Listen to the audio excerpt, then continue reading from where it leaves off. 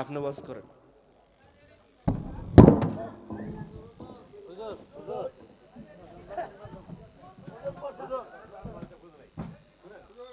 আমার কথার ভিতরে কথা কইেন না বাবা, আপনার কথা শুনবো তো।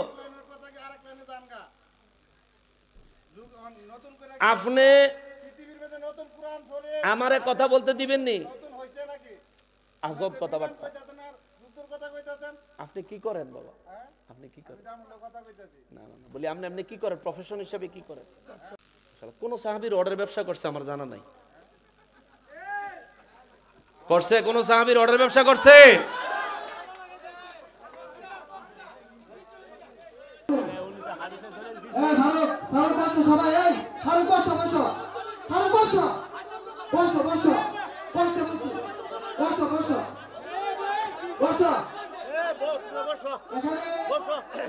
এখানে ওপেন কোনো প্রশ্ন হবে না, এখানে ওপেন কোনো প্রশ্ন হবে না। যদি কারো কোনো প্রশ্ন থাকে হুজুরে আপনাদের যারা বাড়িতে নিয়ে পরবর্তীতে দাওয়াত করে এনে প্রশ্ন করেন। এখানে আমাদের মাভিরে কোনো প্রশ্ন হবে না, না যুবকরা মাভিরে কোনো প্রশ্ন হবে না। বাস বন্ধ করো, দাঁড়ান দাঁড়ান, এই আস্তে সবর সবর প্লিজ। আসলে এই মিলাদ মিলাদ ট্যাপটা দেন।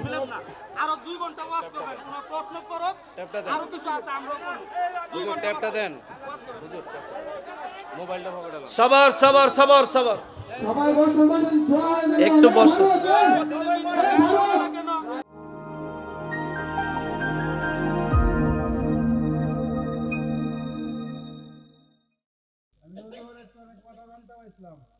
একটু লিখে দিলে ভালো, একটু লিখে দিলে ভালো। আচ্ছা কই না, আচ্ছা কই না।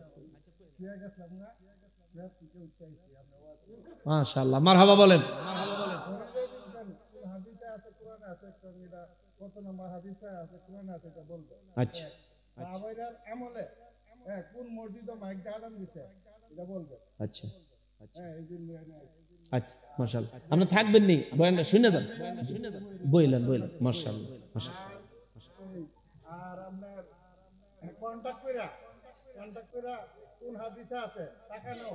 হ্যাঁ হ্যাঁ বক্তারা এটা একটু আমি বইলা আসছি। আচ্ছা ঠিক আছে। মানে এই কন্টাক্ট করণের হাদিসটা যদি কই টিয়া পয়সা কিছু দিবেন নি আপনি?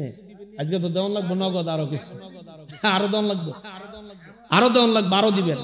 চাইয়েন কইতেছি কইতেছি, আমি জবাব দিচ্ছি।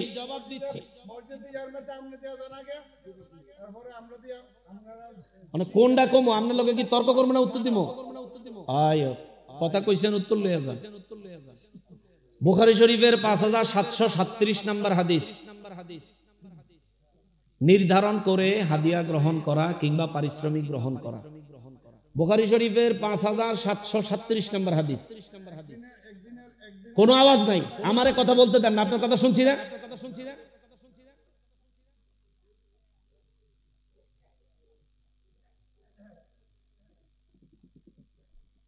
বুখারী শরীফের 5737 নম্বর হাদিস। মোবাইলে কারো অ্যাপসে যদি হাদিস থাকে, হাদিসের অ্যাপস থাকে, বাইর করেন দেখেন, বাংলা অনুবাদ দেখলে বুঝবেন। এই হাদিস দিয়া মসজিদের ইমামের বেতন নির্ধারণ করা হয়েছে। এই হাদিস দিয়া মাদ্রাসার শিক্ষকের বেতন নির্ধারণ করা হয়েছে। যদি এই হাদিসের হুকুম থেকে বক্তাদেরকে বাদ দেন, ইমামের বেতন বাদ, মুয়াজ্জিনের বেতন বাদ, খাদেমের বেতন বাদ, মাদ্রাসা শিক্ষকের বেতন বাদ। বুঝতে পারছেন বিষয়টা? যে দলিলের মাধ্যমে মাদ্রাসার মুদাররিস শিক্ষকদের, মসজিদের ইমামদের, মসজিদের মুয়াজ্জিন সাহেবদের, খাদেম সাহেবদের জন্য হাদিয়া নির্ধারণ করা হয়, ওই একই দলিলে আলেম ওলামা যারা আছে তাদের সঙ্গে একটা চুক্তি ভিত্তিক কথা বলে তাদেরকে দ্বীনের খেদমতের জন্য দাওয়াত করলে এটা বৈধ হবে, এটা অবৈধ হবে না। বুখারী শরীফের 5737 নম্বর হাদিসের মুদ্দা কথা হলো, একজন ব্যক্তি অসুস্থ হয়েছেন, গ্রামের মানুষ তারে সুস্থ করতে পারতেছেন না। সাহাবীদের একটা কাফেলা সেখান দিয়ে যাচ্ছিলেন। গ্রামের মানুষ নবীজির সাহাবীর কাফেলা দেখে দৌড়ায় আসলেন, আপনারা তো আল্লাহর রাসূলের সাহাবীর কাফেলা, আমার এই রোগীটারে একটু সহায়তা করেন, যদি সে বেঁচে যায় আপনাদের ওসিলায়। নবীজির সাহাবীর কাফেলা আগায় আসলেন। আসার পরে একজন সাহাবী বললেন, আমি তার চিকিৎসা করতে পারবো, তবে বিনিময় লাগবে। বলে আপনি যা দিয়ে চিকিৎসা করেন করেন, বিনিময় দিব। বিনিময় কি? পাশেই দেখলেন যে বড় একটা ছাগলের পাল, বকরির পাল। তিনি জিজ্ঞেস করলেন, এই যে বকরির পাল এটা কার? যে অসুস্থ হয়েছে এটা হেগো। সাহাবী বললেন, আমি তার চিকিৎসার জন্য চেষ্টা করব, আল্লাহ যদি তার শেফা দেয় তাহলে এই বকরির পাল আমার দিয়ে দিতে হবে। সুবহানাল্লাহ। তো সাহাবায়ে কেরামের মধ্যে কিছু সাহাবার মধ্যে কানাঘোষা শুরু হয়ে গেল, উনি তো হাকিম না, ওষুধ দেয় না। উনি এতটা কনফিডেন্সের সাথে কিভাবে বলতেছে যে এই ছাগল সব নিব, আল্লাহ যদি সুস্থ করে দেয়। তো ওনারা কোনো কিছু না বলে তাকিয়ে আছেন চুপচাপ। যারার যেই লোক অসুস্থ তার আত্মীয় স্বজন বলে, শুধু এগুলি না, যদি আরো লাগে আরো দিমু, আমাকে মানুষ সুস্থ হওয়া দরকার। ওই সাহাবী সূরা ফাতিহা পড়লেন। কি সূরা? এটা কোরআন শরীফের সূরা। কেমন? এই সূরা ফাতিহা পড়ে তারে ফু দিলেন, নবীজির উপর কয়েকবার দুরূদ ও সালাম পড়ে ফু দিলেন, সঙ্গে সঙ্গে আল্লাহর রহমতে ওই ব্যক্তি সুস্থ হয়ে গেলেন। সুবহানাল্লাহ। এখন বলে, আমি আমার চেষ্টা করেছি, আল্লাহ তাকে সুস্থ করে দিয়েছে, এবার আমার পাওনা বুঝাইব। ওই জায়গার মানুষ তাকে সমস্ত বকরিগুলোর রশি একত্র করে ওই সাহাবীর হাতে দিয়ে দিছে। সুবহানাল্লাহ। এখন পাশের সাহাবীরা কয়, আল্লাহ কোরআন শরীফের মধ্যে নিষেধ করছে কোরআন শরীফ বেচ্চা খাইতে। নবীজি ওয়াজ করছে। এখন আপনি যেন সূরা ফাতিহা পড়ে ফু দিয়া এই যে ছাগলটি লইলেন, ওই মিয়ার মত না, মানে সাহাবীর দেখা এতগুলি এই যে লইলেন, এটা কেন লইলেন? তো ওই সাহাবী বললেন, চলো আমরা তো আল্লাহ রাসূলের দরবারেই যাচ্ছি, রাসূল যদি বলে এটা আমার অন্যায় হয়েছে, আমি নিজে আবার ফিরত এসে এদের ছাগল এগরে বুঝাই দিয়ে দেব। সুবহানাল্লাহ। সাহাবায়ে কেরামদের মধ্যে আর তর্ক বিতর্ক না করে সবাই চলে গেলেন রাসূলের দরবারে ফয়সালার জন্য। নবীজির দরবারে ফয়সালার জন্য গেলে নবীজি মুস্কি হাসি দিয়া কয় যে এটা তোমার জন্য হালাল। সুবহানাল্লাহ। সাহাবায়ে কেরাম বলেন, হুজুর আল্লাহ তো কোরআন শরীফ বেচতে নিষেধ করছে। নবীজি বলেন, এটা তো বিক্রি নয়, এটা তিনি তাদের কাছ থেকে একটা আলোচনা করে নিয়েছেন।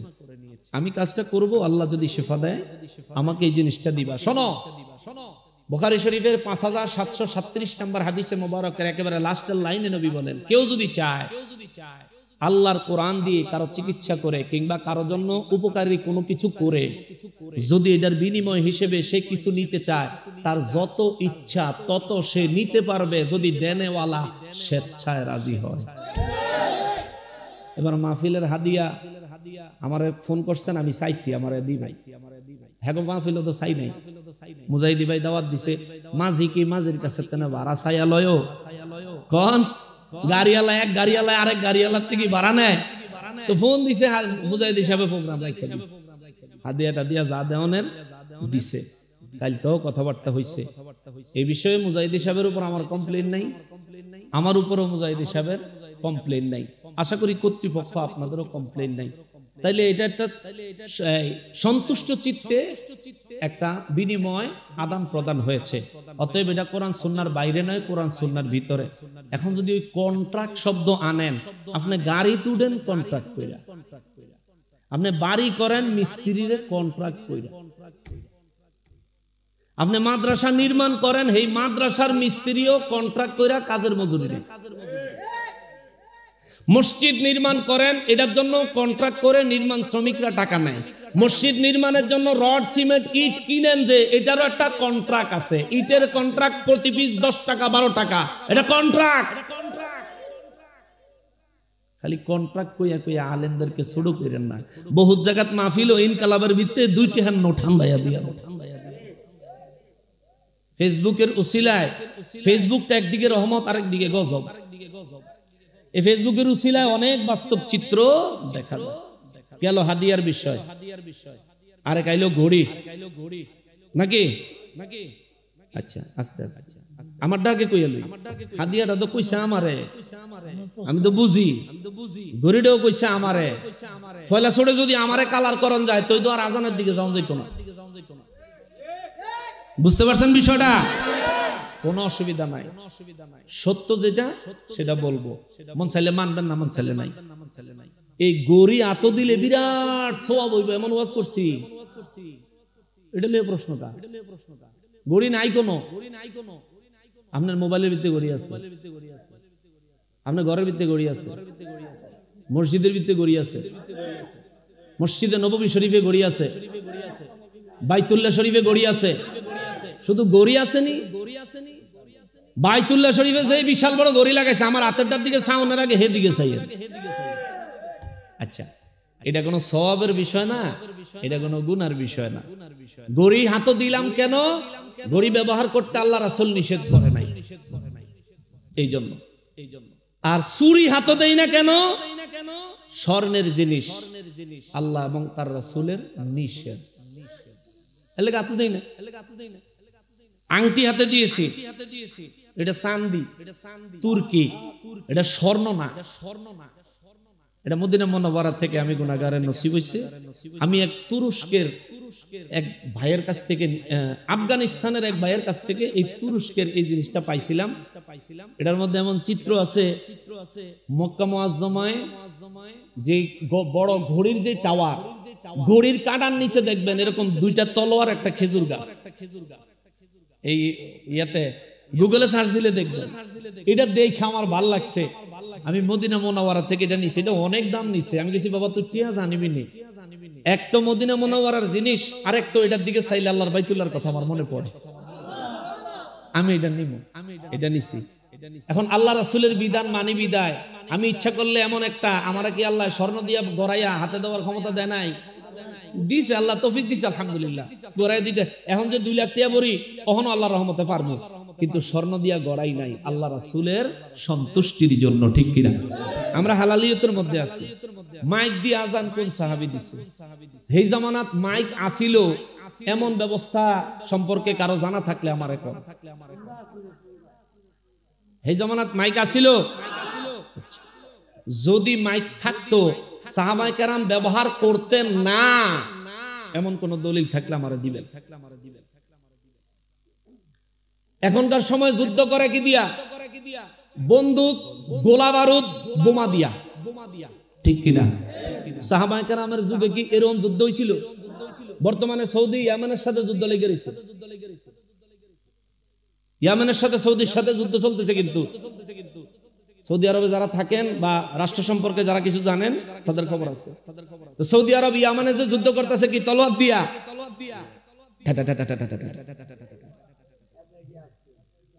মক্কা মুআজ্জমায় মদিনা মুনাওয়ারায় চতুর্দিকে যেই পাহারার ব্যবস্থা আছে হেরেমের ভিতরে অস্ত্রওয়ালা পুলিশ নাই অস্ত্র সহ পুলিশ হেরেমের ভিতরে দেয় না হেরেমের বাইরে এই যে পুরো মক্কা মুআজ্জমা মদিনা মুনাওয়ারার সিস্টেম কন্ট্রোল করে এদের কাছে অস্ত্র আছে না এই ধরনের অস্ত্র আল্লাহ রাসূল সাহাবায়ে কেরাম ব্যবহার করছেন এখন মাইকের ফতুয়াটা হেন নিয়া লাগান ফুটকি লাল করে লেন বাইরে একটা কথা হতো না আমগো দেশ ট্রাফিকের সামনে খারাইলে ট্রাকালা ঠেলা লইয়া জায়গা আর এই দেশে দেখছি গাড়ির ভিতরে এসিটা চালাইয়া এই একটা হেলান দিয়া বইয়া বইয়া মোবাইলটা টিপে আর গাড়িওয়ালারা 140 কিলোমিটার স্পিডে আইয়া আস্তে করে স্লো করে ওই যে এই যে সাপে সাপ খায় একটা সাপ আছে না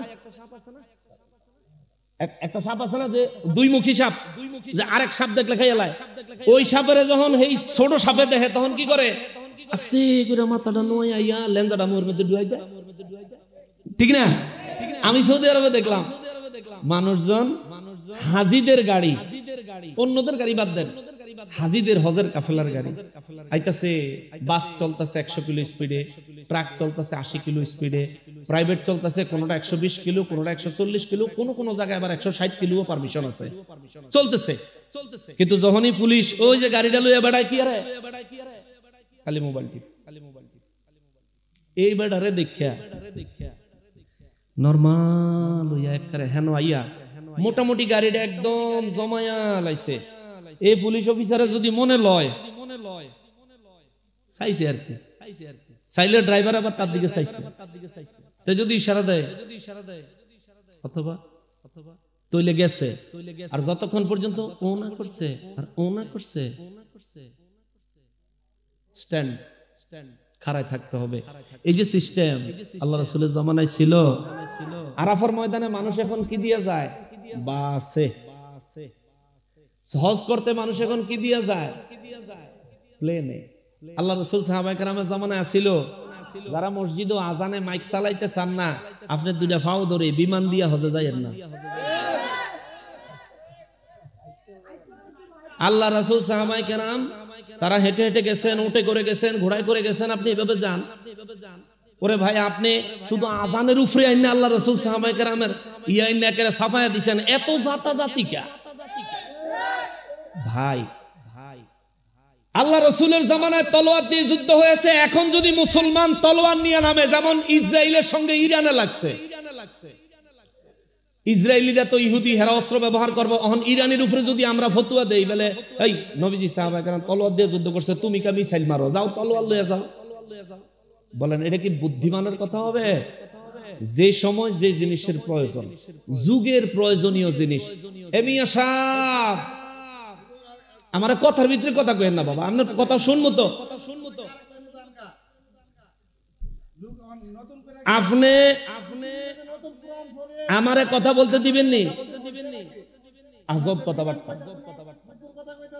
আপনি কি করেন বাবা? আপনি কি করেন? না বলি আপনি কি করেন প্রফেশন হিসেবে? কি করেন? কোন সাহাবীর অর্ডার ব্যবসা করছে আমার জানা নাই। করছে? কোন সাহাবীর অর্ডার ব্যবসা করছে?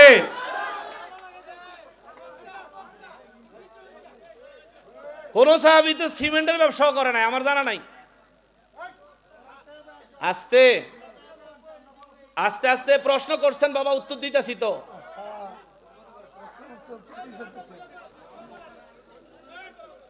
সবর সবর সবর, শোনেন, আর কথা নাই, আমি কথা শুনতাম না, আমি বলি একটু শোনেন।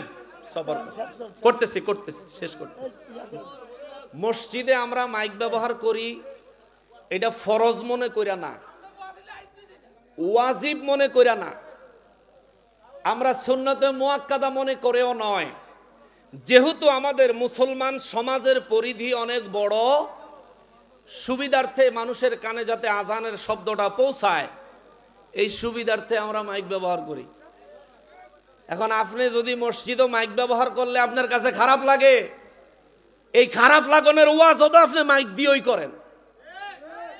হ্যাঁ গো, হুজুররা কি মাইক দিয়ে ওয়াজ করে না? কথা কন।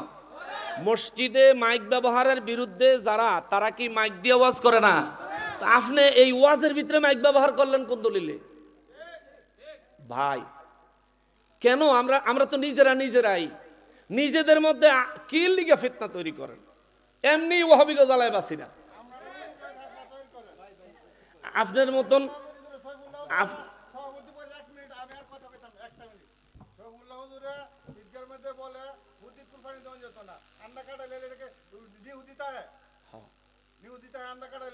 খুঁত আর নিখুঁত আপনাকে বুঝতে হবে।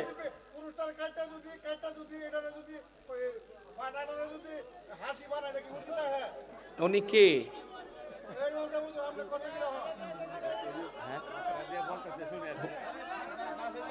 হ্যালো, আসসালামু আলাইকুম। ফারুক বসো সবাই, এই ফারুক বসো বসো, ফারুক বসো বসো বসো, বসতে বলছি, বসো বসো বসো।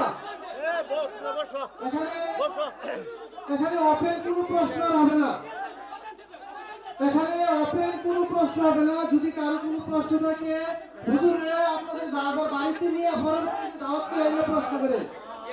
এখানে আমাদের মাভিরে কোনো প্রশ্ন হবে না, না যুবকরা মাভিরে কোনো প্রশ্ন হবে না। বাস বন্ধ করো, দাঁড়ান দাঁড়ান, এই আস্তে, সবর সবর প্লিজ। আসলাম, এই মিলাদ মিলাদ, আসুন ট্যাপটা দেন। আরো 2 ঘন্টা ওয়াজ করবেন, কোন প্রশ্ন করো, আরো কিছু আছে আমরা করব। 2 ঘন্টা ট্যাপটা দেন হুজুর, মোবাইলটা পকেটে। সবর সবর সবর সবর, সবাই বসুন বসুন, দোয়া হয়ে যাবে। একটু বসুন।